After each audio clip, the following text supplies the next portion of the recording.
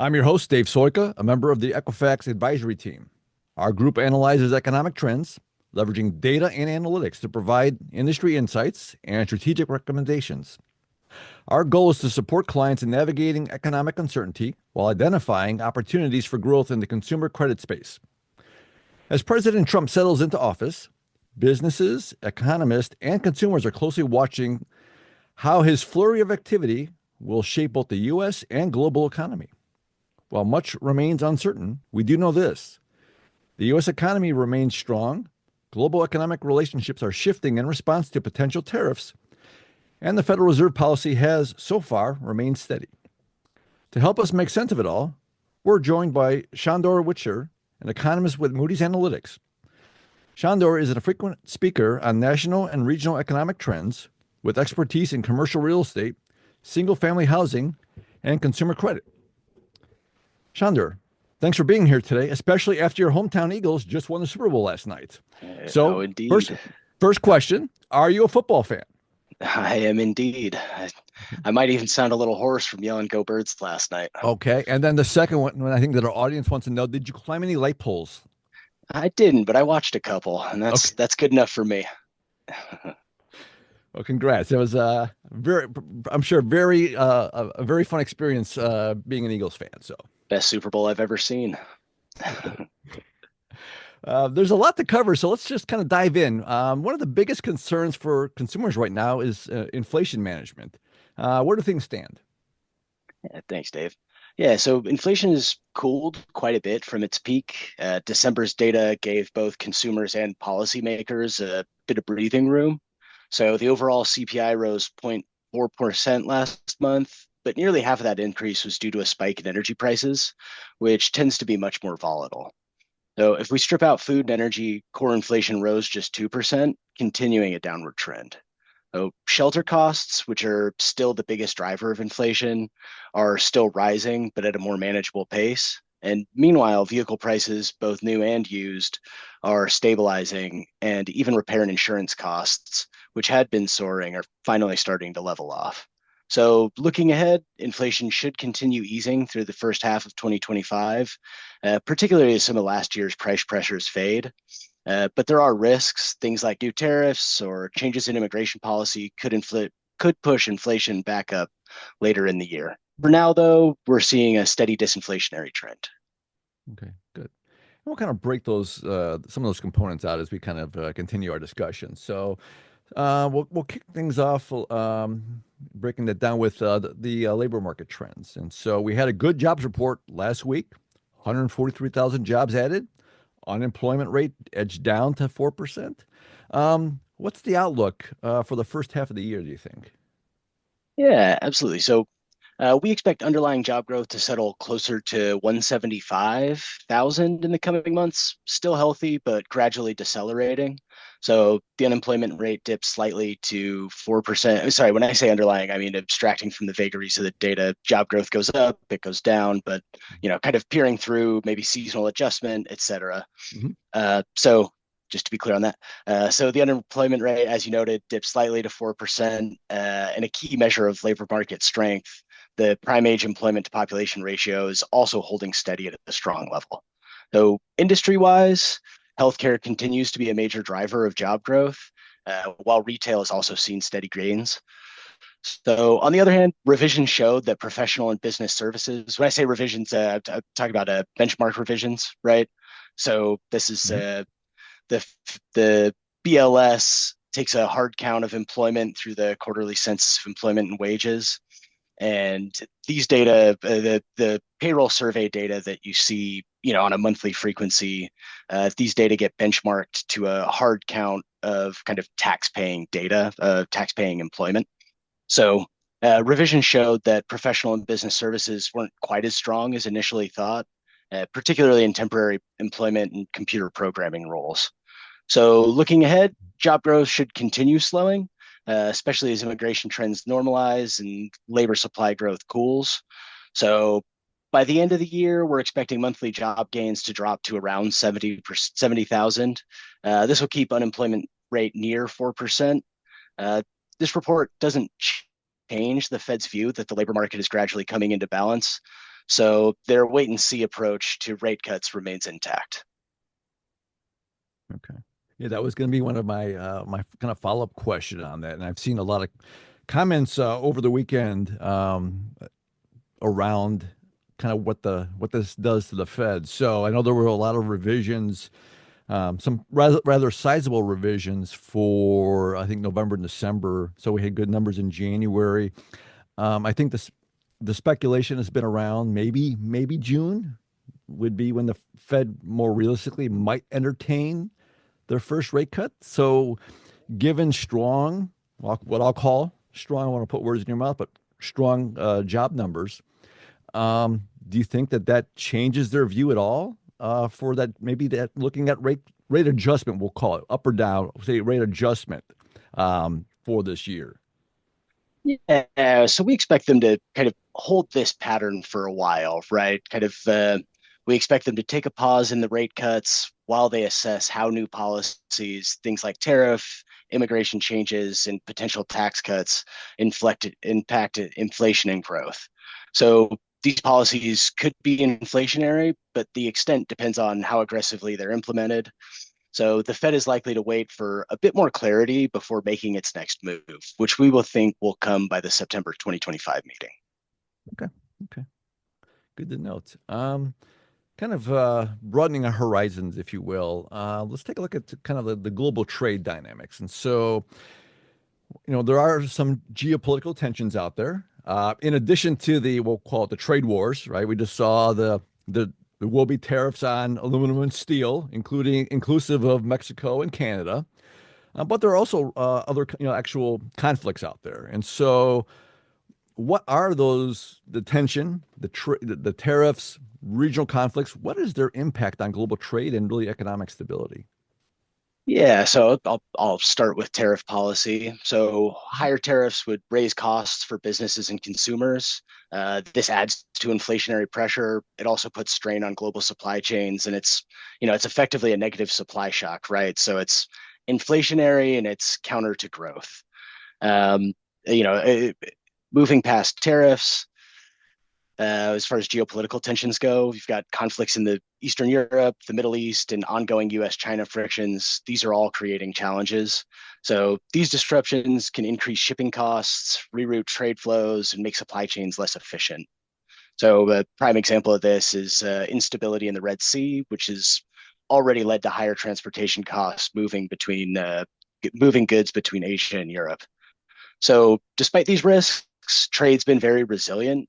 Businesses have been adjusting by diversifying their supply chains and increasing trade with more stable partners, a trend sometimes called friendshoring, right? So, there's also been more investment in domestic manufacturing to reduce reliance on global suppliers. So, the big question is whether these pressures will slow global growth.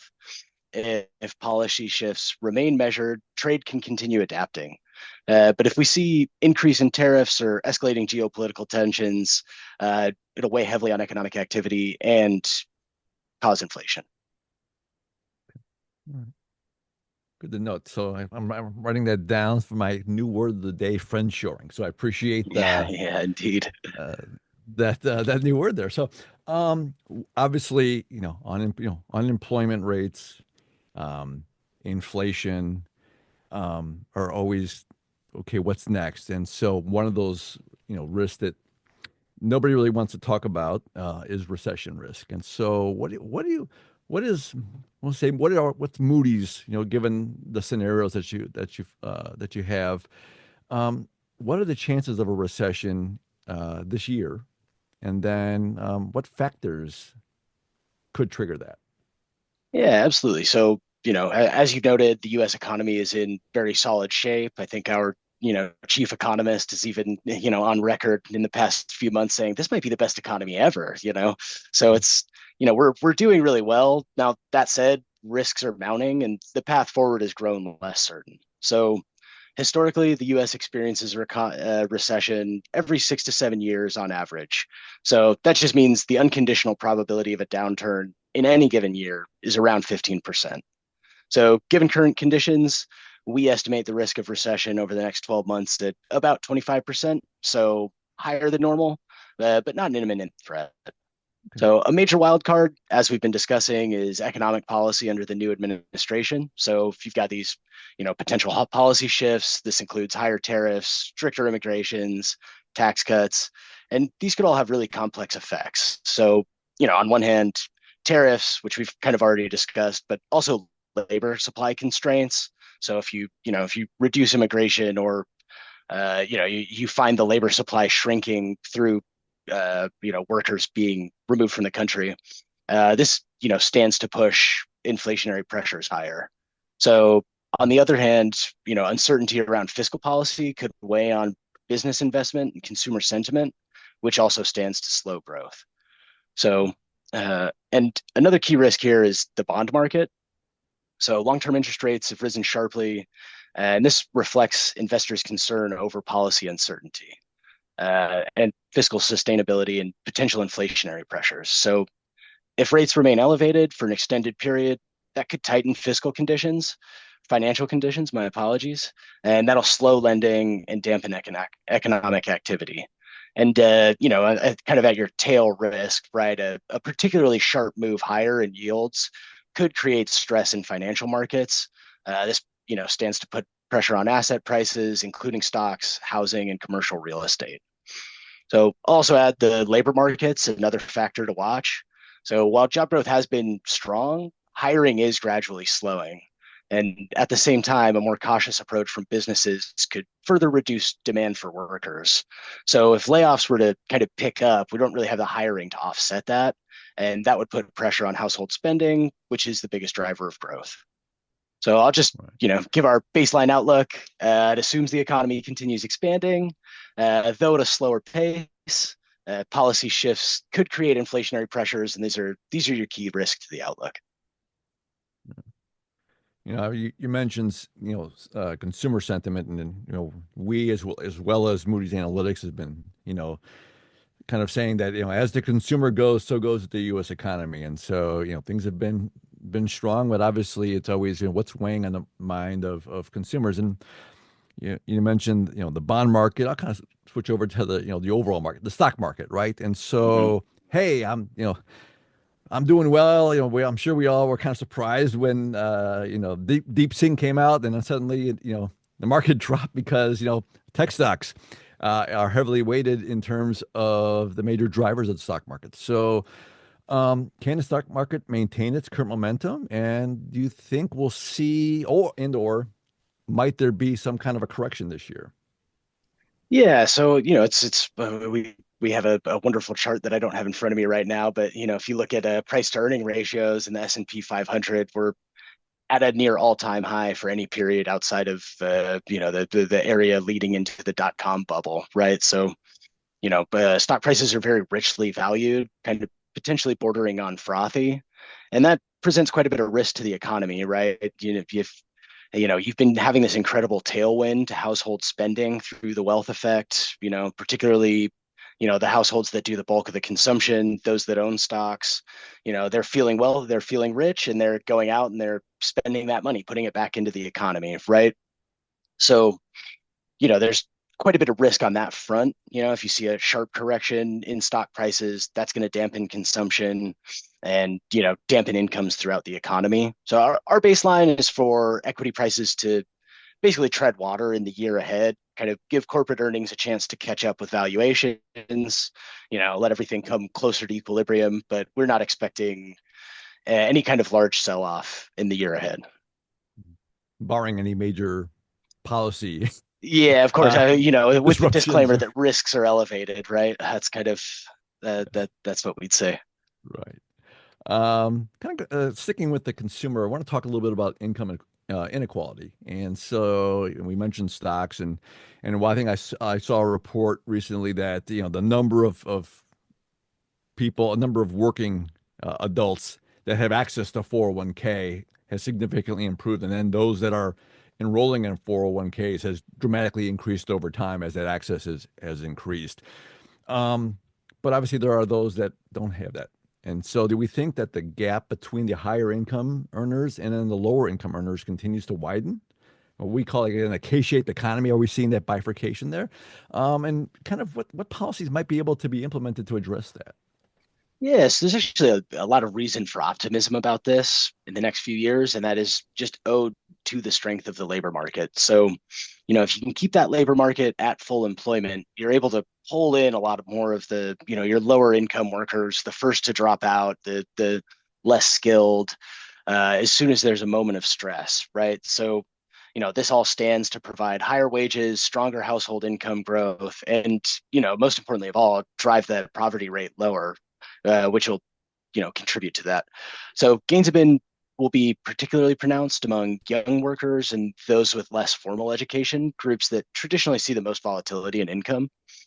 So the challenge now, as you noted, is to, really enact this, right? And so for that to happen, economic policy needs to prioritize stable and sustained growth. And that's just ensuring that strength in the labor market, which is the most effective tool for reducing income inequality. And that means supporting policies that encourage job creation, investment, and help with workforce participation. So, as you noted, there are risks that could slow this progress, or what policies do we want for that, right? So, sharp slowdown in job growth, that's going to hit the lowest rate workers first. They're often in the most cyclical industries. Policy uncertainty is something we, really should try to keep to a minimum here if we're trying to, keep that labor market strong and kind of help collapse that income distribution. So to maintain that momentum, you're just going to require an environment that's ensuring job growth, try to avoid an overstep in monetary policy. Uh, yeah. Great. Good. Um, Kind of the one of the last items I had for you going, I kind of joked about it when we're talking about the stock market would be technological disruptions. And so, we've got, AI, we've got, the technology behind that, the chips, the chipsets, again, where those are produced, the minerals required for those. So, how will emerging technologies like AI, like automation reshape industries and the job market? Yeah. So artificial intelligence and automation are kind of already reshaping these industries, right? But the biggest impacts by our outlook are still to come. So in the near term, most of the gains from AI are being seen in modest efficiency improvements, helping a business streamline operations here and there, automate your routine tasks, and kind of help with small decision-making tasks. But over the long run, AI is well positioned to provide a significant boost to later productivity, particularly in the latter half of the decade. So historically, technological advancements they just take time to translate into broad economic gains. Sometimes you'll hear the joke that productivity expands kind of one retirement at a time, right? So it's as you get that uptake, now you see the gains from it as processes are able to adapt. So the industries that stand to benefit most are those with, unsurprisingly, highly repetitive, kind of data intensive tasks, finance, healthcare, logistics. But we do think AI will, have an impact across sectors. So, another question that you hear a lot is how this will impact labor markets. So, automation will undoubtedly change the nature of some jobs. The broader trend suggests AI will complement rather than replace most workers. So, as productivity rises, businesses will be able to expand output without proportionately increasing labor costs. And this is just a net tailwind to wage growth over the extended horizon, right? You have your ups and downs, short-term pain, long-term gain. So, and for the broader macroeconomy, AI-driven productivity gains will provide a meaningful tailwind, and as this adoption is taken up, so Okay. more of a long-term effect. And I know, and I was just thinking about obviously some of the options or the where we're seeing this is would be call centers, right? And I think the U.S. consumer might have a say so in how much automation they're willing to tolerate in terms of a chatbot Right. answering questions, right? And I'm sure we've all been there. Not the most pleasant experience. So I guess will remain to be seen how disruptive that could be. So I want to thank you for your time today, and wanted to know if there's anything else on your mind that we haven't touched on yet. Yeah, I just wanted to touch on housing. It sort of feels like it's been backburnered with Hmm. all the tumult in the markets and everything. But I care a lot about it. I think it plays such a central role in the economy and people's lives. And beyond just being a place to live, home ownership builds wealth, supports labor mobility, contributes to economic stability, and having a dynamic demographic populace, it allows people to respond to labor market incentives as it's easier to move and transfer jobs and switch, et cetera. So, one of the biggest issues right now is historically low affordability. I mean, mortgage rates have just even been rising in the past month. And and that's adding to these historically high home prices relative to incomes. And this has made it increasingly difficult for new buyers to enter the market. So this isn't just a concern for would-be homeowners. As I said, it has broader economic implications just for economic growth. So when housing becomes inaccessible, you lose out on that labor market mobility, and that just stifles the dynamism in the broader macro economy.